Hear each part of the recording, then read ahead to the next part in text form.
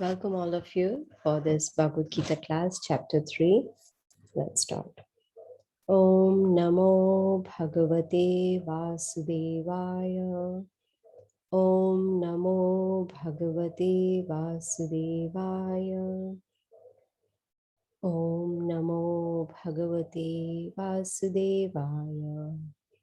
First of all, thank you all for joining. And we will continue with Bhagavad Gita as it is, chapter number 3, which is entitled Karma Yoga. And we do starting from verse number 27.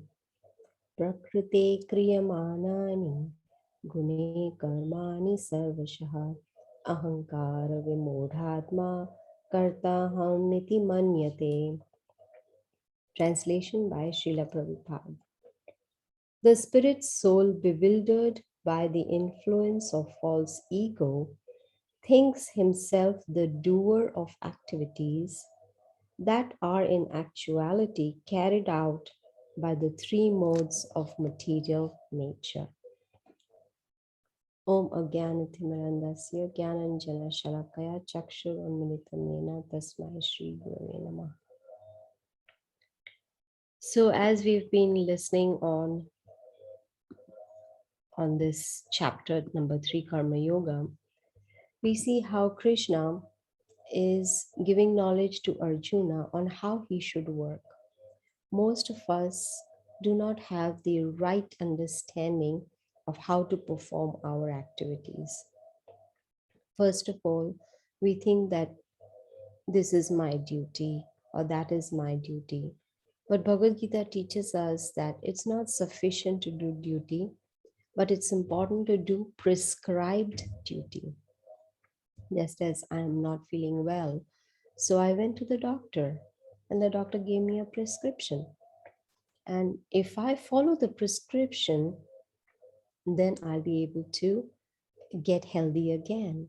So similarly, as far as spiritual knowledge is concerned, it's important to hear it from a spiritual source.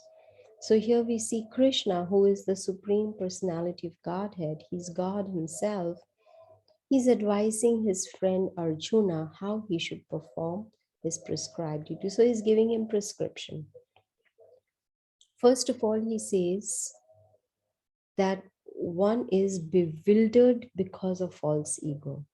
So it's important to understand these two kinds of egos. One is real ego and the other is false ego. What is false ego? False ego means I think I am this body.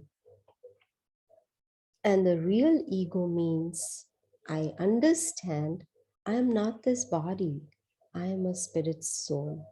And I am part of the Supreme Lord. I'm spiritual in nature and I belong to the spiritual world. That is real ego. But unfortunately, most people, they are under false ego.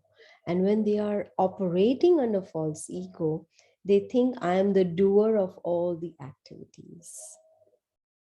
But Krishna says, Gune karmani sarvashaha ahankar vimodhatma. Ahankar means pride. Out of pride, one thinks that kartaham iti manyati. I am the doer of everything. But Krishna says gune karmani. Guna means modes of material nature. So everything that we are doing is carried out by the different modes of material nature. It could be goodness, passion, ignorance. It could be any of these three modes. We operate in different modes during the day. Sometimes it's just one mode. Sometimes there is an interaction. Sometimes we are operating in two different modes at the same time. Of course, we will learn more about the modes of material nature in chapter number 14. That is dedicated just to the modes of material nature. So it's important to understand how these modes are, we are operating under these modes. What is it? It could be the food that we eat. It could be the association of people that we have. There's so many factors that, make us operate in different modes. Sometimes we are, working in the mode of ignorance.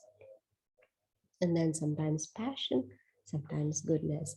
But in chapter 14, we will see where Krishna explains how we need to transcend these modes, go above even the mode of goodness. So it's not good enough to be good. No, we have to go beyond that and go to pure goodness. So one may say that, oh, how, outwardly it may not be possible to figure out who is operating on the spiritual platform and who is on the material platform. Let me give you an example. Say two people are working in the same office, doing the same job, earning same amount of money, but maybe one of them is following the Bhagavad Gita, is understanding how the modes operate, and is having proper association, proper food intake, etc. And while the other one is not. So outwardly we may see that, oh, they both are doing the same job, but there's a difference in consciousness. One of them is working on the platform of real ego, and the other one is working on the platform of false ego. So it's very difficult to say outwardly, but inwardly one can understand. So those who are not convinced that they are spirit soul, those who are convinced that I am this body, they operate on their false ego platform, and they do not understand that this body also is produced by material nature. We are not the ones who have produced this body, really. Actually, it's produced by material nature, as they say, from dust thou that come, and into dust thou that go. So we come from dust, we go back into dust after death when we leave this body. So which means it is the material nature that provides us the body, that, of course, is also based on past karma as well. So, and important to understand, when Krishna says prakriti, prakriti means material nature. Prakriti kriyamanani gune karmani sarvashaha. So he's explaining that this material nature also works under the supervision of the Supreme Lord. It is not that, we are the controllers, we are the ones who are trying to do everything. No, we cannot even control our own body. Say, for instance, the blinking of the eyes, we are unable to control that. We are unable to control the growth of the body. We are unable to control, like, we don't want to grow old, but we are growing old. We cannot even control death. Nothing is in our hands. So it's important to understand everything belongs to the Supreme Lord. He is the ultimate controller, and everything happens under his supervision. But due to false ego, we try to take credit of everything. Everything. We have noticed that even in the office, when the place of work that we go to, many times our colleagues take credit of the hard work that we have put in. So that is natural tendency of human beings. They take credit, but they do not know that this body which we have got is actually to be used in a proper way. It is to be used in becoming self-realized, because we human beings, we have philosophical intelligence, so that we can understand basic questions of our lives. For instance, who are we? Where have we come from? Why are we suffering in this material world? And how do we come out of this cycle of birth and death again and again? These are some very intelligent questions that human beings should inquire about. So here, Krishna in the Bhagavad Gita, in a very systematic way, he's giving us knowledge about who we really are. He's giving us knowledge on what we are supposed to do with this body, in the sense how it is to be used in the right way. For instance, I buy a new car, and it's time for me to, put some fuel in the car. It could be, some call it gas, some call it petrol, whatever it may be. But along with that car comes an owner's manual. that gives us instructions on how to use the car, what kind of fuel that needs to go in the car. So if I am not familiar with the owner's manual, if I have not read it, then I'll just pick up any, fuel and then just put it in the car, and the car may not work because, for instance, if there is a particular kind of gas or petrol that's needed, but instead I put diesel in it, the car is going to break down. So it's important to understand that we have this body which needs to be used in a particular way. There's a particular fuel that should go inside our mouth. And, then when we understand all these little tiny things, then we operate under that different, set of, what you can say, instructions, set of instructions that are there in the manual. Most people, they forget that, that there is a supreme lord. Bhagavad Gita tells us that Krishna is the name of the supreme lord, and because they don't have enough spiritual knowledge, they are operating on false ego, and they forget the purpose of human life. Most people, they say purpose of human life is eat, sleep, and be merry. Yeah, that the animals are doing too. Animals are eating, they are sleeping, they are having babies, they are defending themselves. So what is the difference between animals and us? There has to be some difference. Animals do not have philosophical intelligence, but we do. And there is a purpose behind it. The purpose is to inquire. Purpose is self realization, to understand who I really am, to understand what is my relationship with the Supreme Lord. So, this is what Bhagavad Gita is teaching us. And we have already reached chapter number 3, which is entitled Karma Yoga, which actually, in which Krishna is explaining to us how we should perform our activities. So, the first point he's saying is, do not operate on the false ego platform. False ego means I am this body, I am the controller, I am the supervisor, I am the enjoyer. This is what is false ego. Real ego is I am not this body, I am a spirit soul, I'm part of the Supreme Lord, and my duty, my work is to engage in service to the Supreme Lord. Understand the purpose of human life. Let's go to the next verse, number 28. One who is in knowledge of the absolute truth, almighty armed, does not engage himself in the senses and sense gratification, knowing well the differences between work in devotion and work for fruitive results. So, knowledge is very important. Person who is in knowledge will not waste human form of life in just enjoying the senses. Let me eat this, let me see this, let me hear this, let me touch this. It's all about senses, how to enjoy the senses. There is no control on sense enjoyment, but it's important to understand the difference between working in devotion and working in fruitive activities. What are fruitive activities? We've already covered this in the beginning of this chapter, where a person is really working hard to get some money, to get some fruits out of it. That's fruitive work, so that a person can enjoy. Okay, if I earn X amount of money, then I'm going to spend this much on this enjoyment and this much on that enjoyment. Now, there is no taboo on enjoyment, yes, but it has to be regulated. For instance, our body is not a trash can, it's not a waste basket where we can dump anything and everything inside our mouth and let it go inside the body. No, there has to be regulation. We have to, follow certain rules. For instance, what kind of food we should eat, when we should eat, how we should eat, all these.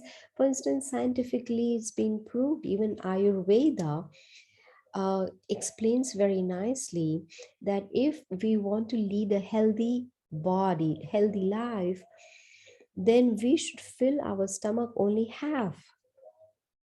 We should stop eating halfway. That is what Ayurveda is. Why?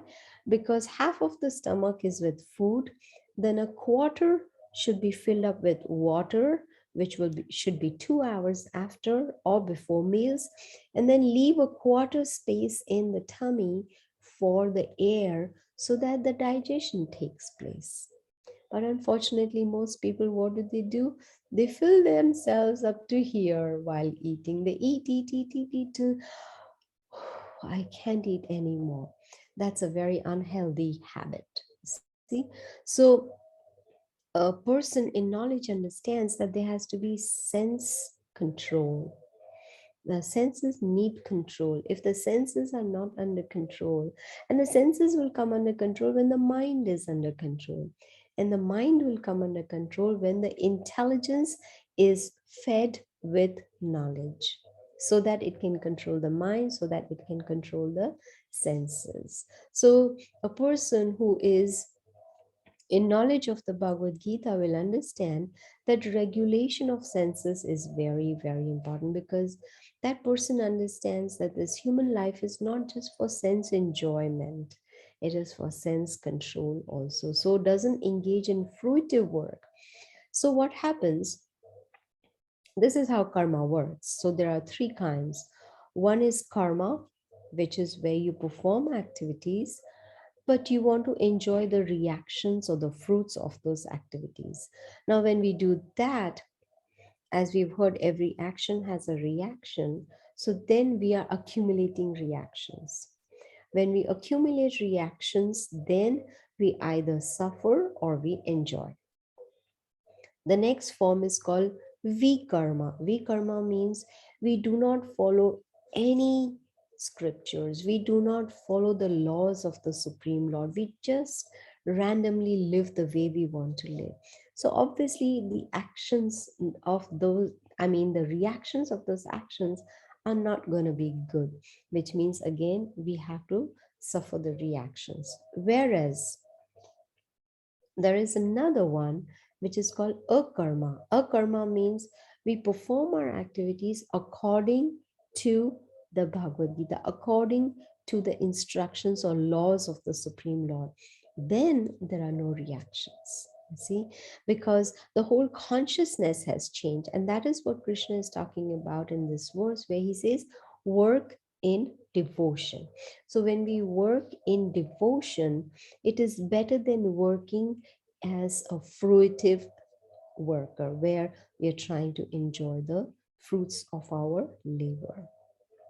In other words, all we need to do is we don't have to change our situation. We don't have to change our family. We don't have to change our place of work. No, all that needs to be changed is the consciousness.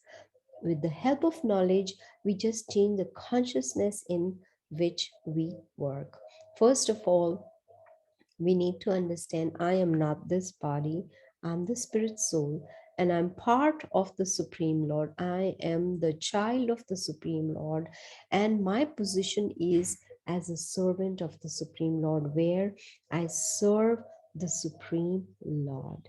That is my constitutional position, and that is the real identity of a person. Unfortunately, we are trapped in this material world and we have forgotten our goal.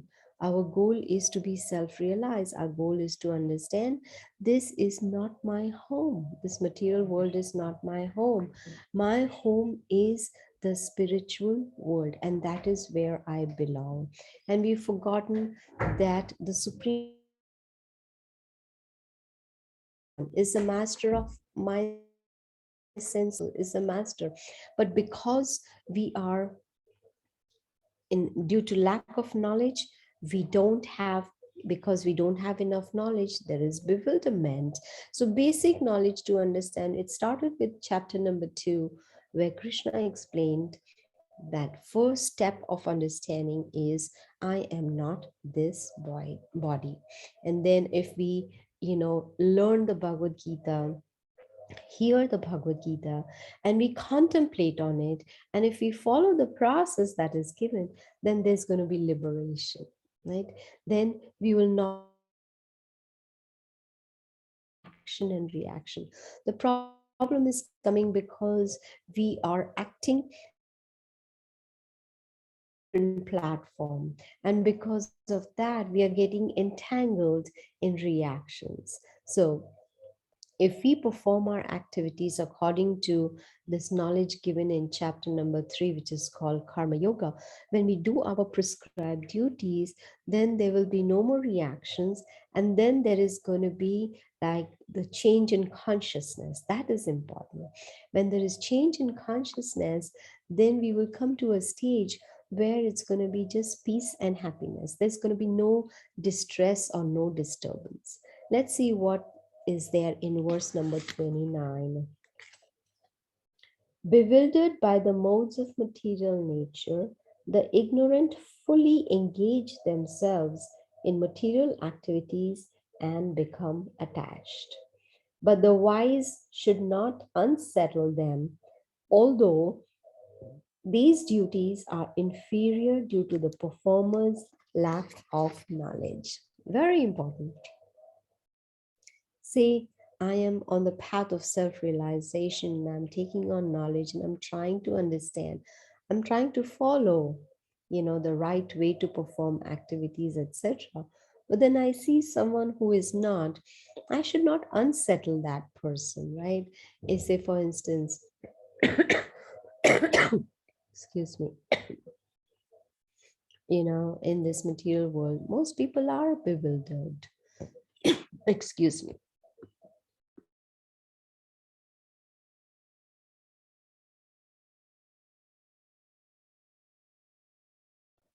I'm sorry, I'm not feeling too well today.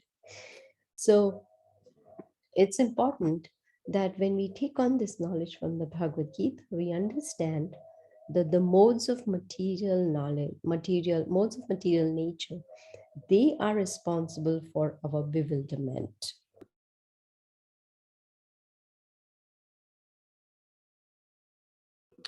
My apologies again.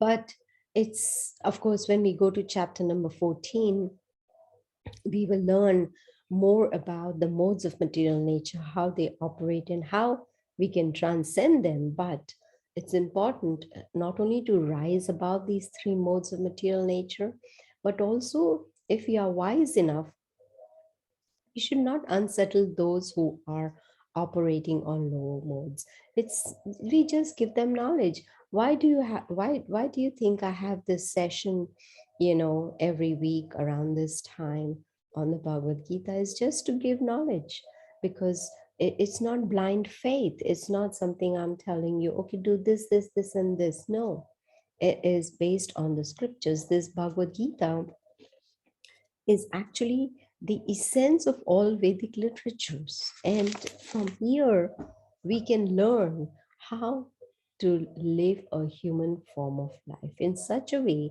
that we can become self realized.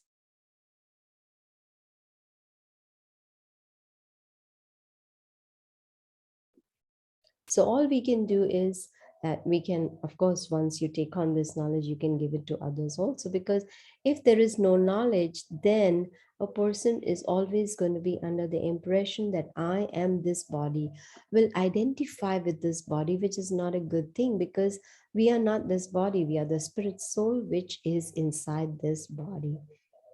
Let me give you an example. Say, I rent an apartment, I take it on lease, say for 2 years. And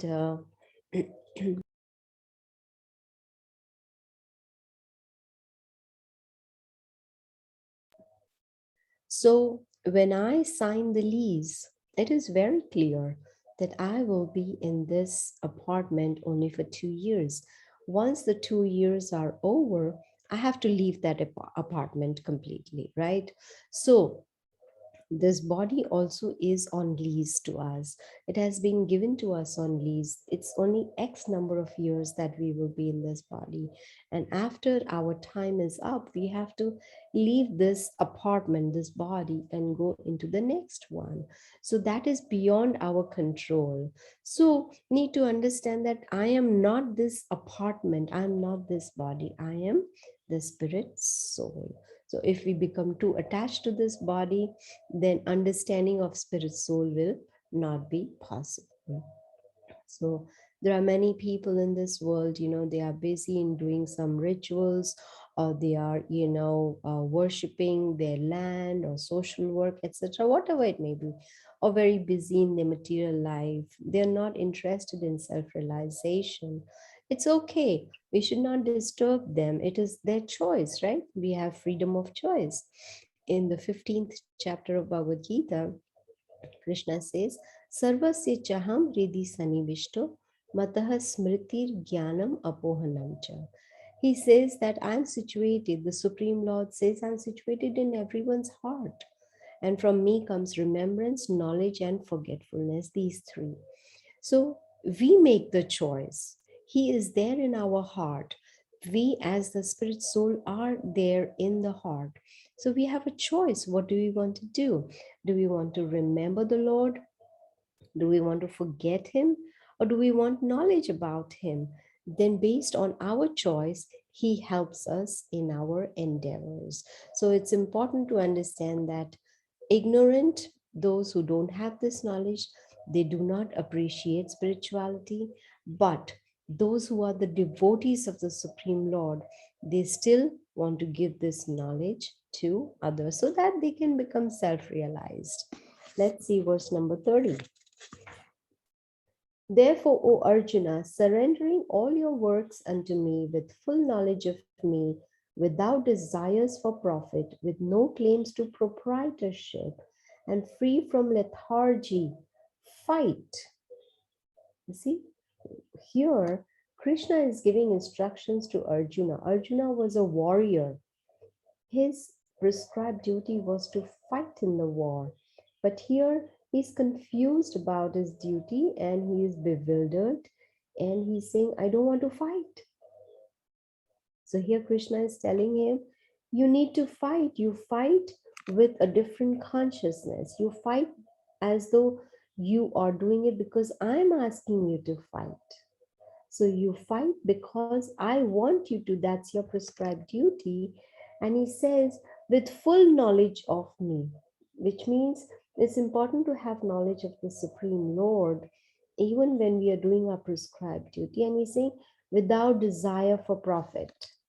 This is where the entanglement comes in. When we do some activity with the idea of enjoying the fruits of my activities, then we get bound, we get entangled in reactions, in actions and reactions. But here Krishna is saying, don't think about the result of your activities, whether you're going to win the war or you will lose the war, there'll be profit or there's going to be loss, nothing. And no claims to proprietorship. That is where our problem comes. We like to be the proprietor of everything, everyone. We think that this body belongs to us. We are the proprietor of this body, but it belongs to the material nature. We've got this body from material nature. It's the Supreme Lord. Supreme Lord has given us everything. Everything belongs to him. But we think I am the proprietor. So here, Arjuna is being told by Krishna.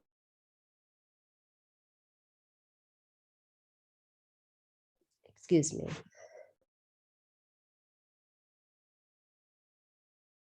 I'm really sorry. I'm still recovering. So here, Krishna is telling Arjuna to stop being the proprietor, give up lethargy, get up and fight because that is your duty. So here, this verse is actually talking about the purpose of the Bhagavad Gita. What is the purpose? The purpose is to be disciplined. Here, Arjuna was not, he was, not wanting to do his prescribed duty. So here, purpose is to be disciplined. It is difficult, but it is not impossible. It is possible. Just like with children, we like to discipline them because otherwise they'll go haywire. We need to make sure, they eat right, they sleep right, they do their, homework or whatever is needed in school or whatever, all the activities. We try to discipline them. It's not that they can do whatever they like, they can go to school when they like, or they don't go to school when they don't like. No, everything is discipline. So also our body also need to be disciplined. The senses need to be under control.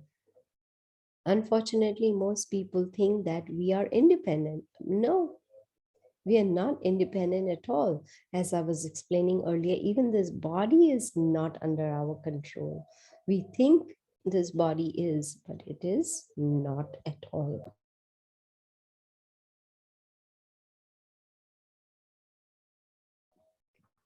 Most people in this material world, they are unhappy. Why? Because they have unlimited desires. All here Krishna is telling Arjuna is just dovetail your desires in such a way that the consciousness changes. We become more and more spiritual because just being on the material platform is not good enough. So here Krishna wants Arjuna to fight because Krishna wants it.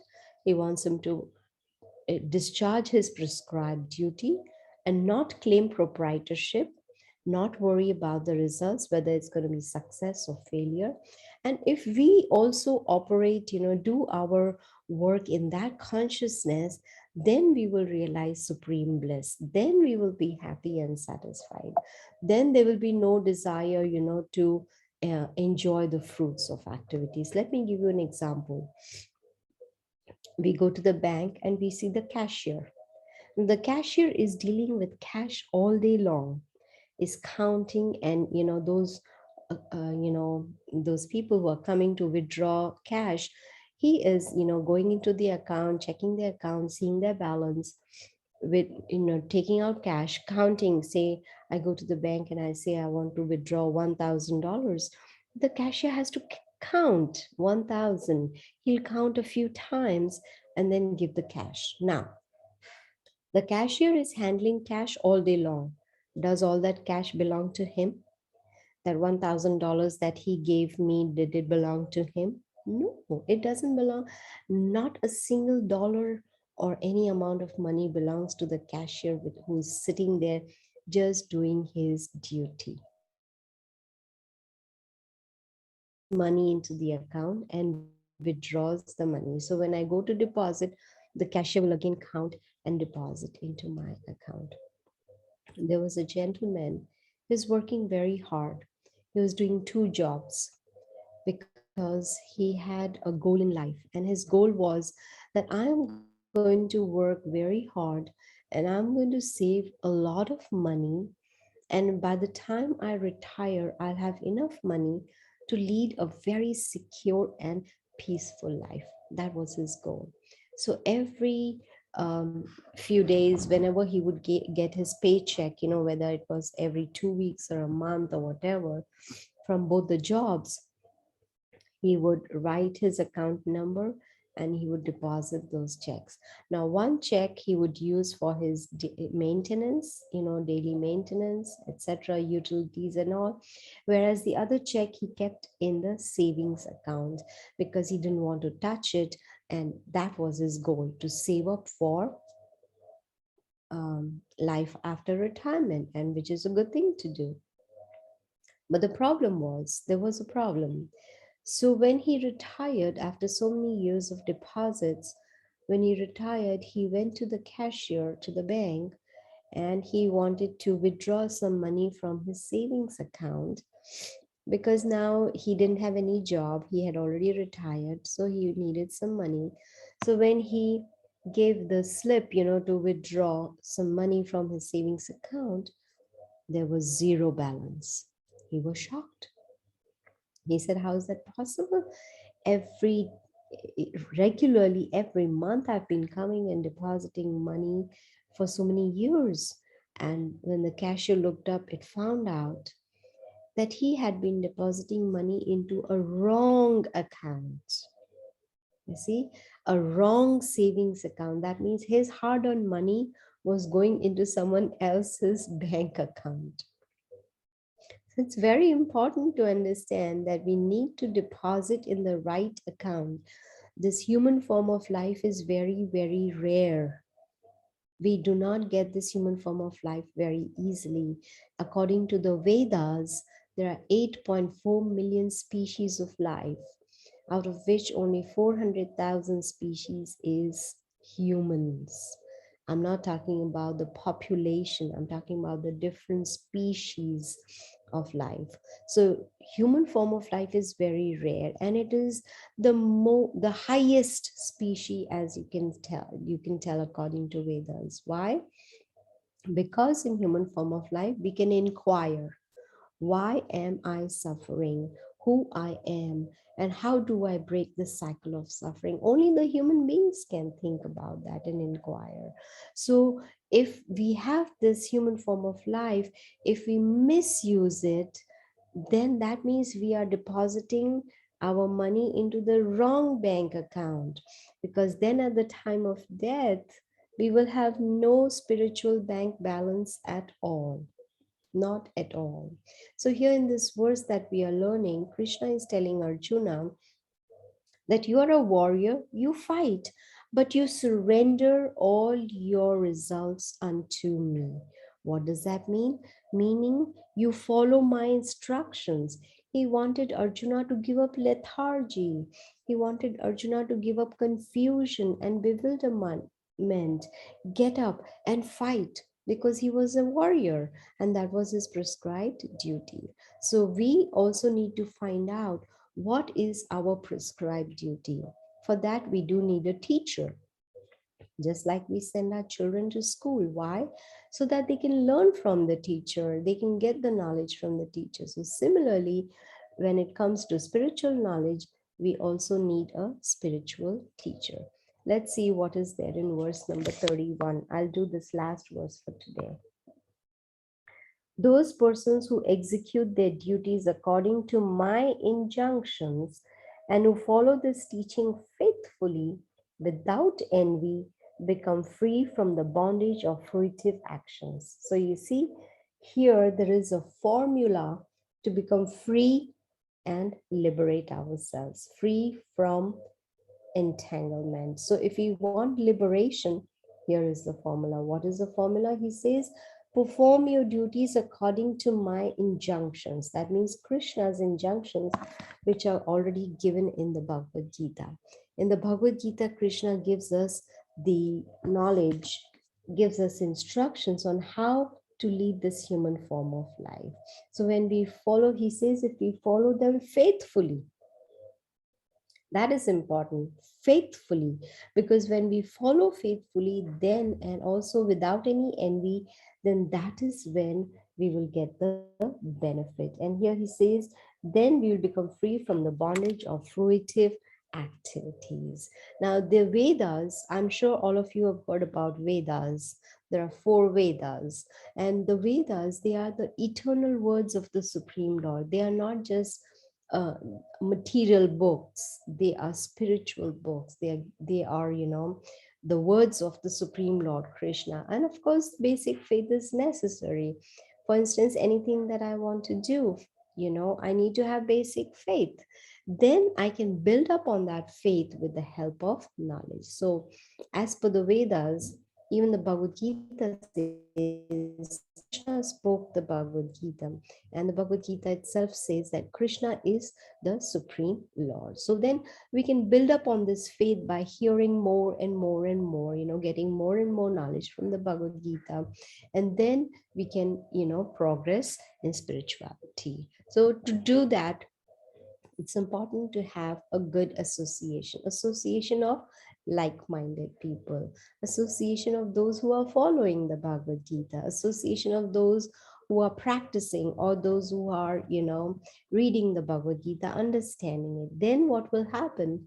Then we will come to a stage where we will not operate on the modes of material nature, goodness, passion, or ignorance.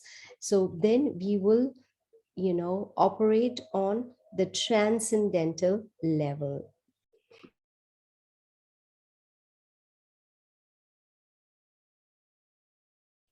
excuse me.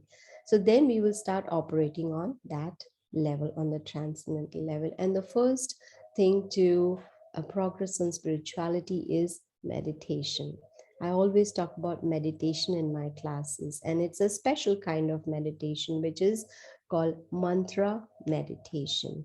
And I'm going to post um, um, I'm going to post a few links in the chat section, where you can see that there are links to this class, which is every Friday at 7:30 p.m. Eastern Standard Time, which is actually in India, it is Saturday morning.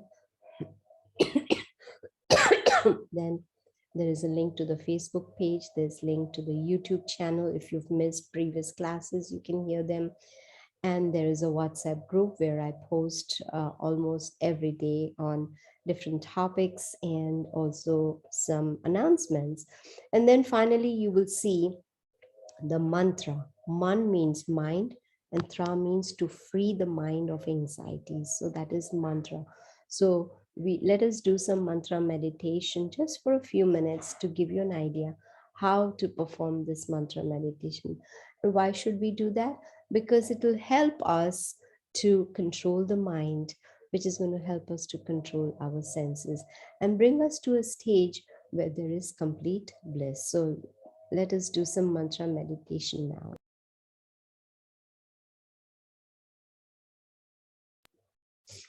Hare Krishna, Krishna Krishna, Hare Hare, Hare Ram, Ram Ram, Hare Hare. Hare Krishna, Krishna Krishna, Hare Hare, Hare Ram, Ram Ram, Hare Hare. Hare Krishna, Krishna Krishna, Hare Hare, Hare Ram, Ram Ram, Hare Hare. Hare Krishna, Krishna Krishna, Hare Hare, Hare Ram, Ram Ram, Hare Hare. Hare Krishna, Krishna Krishna, Hare Hare, Hare Ram, Ram Ram, Hare Hare. Hare Krishna, Krishna Krishna, Hare Hare, Hare Ram, Ram Ram, Hare Hare. Hare Krishna, Krishna Krishna, Hare Hare, Hare Ram, Ram Ram, Hare Hare. Hare Krishna, Krishna Krishna, Hare Hare, Hare Ram, Ram Ram, Hare Hare. Hare Krishna, Krishna Krishna, Hare Hare, Hare Ram, Ram Ram, Hare Hare. Hare Krishna, Krishna Krishna, Hare Hare, Hare Ram, Ram Ram, Hare Hare. So this is how we do this mantra meditation.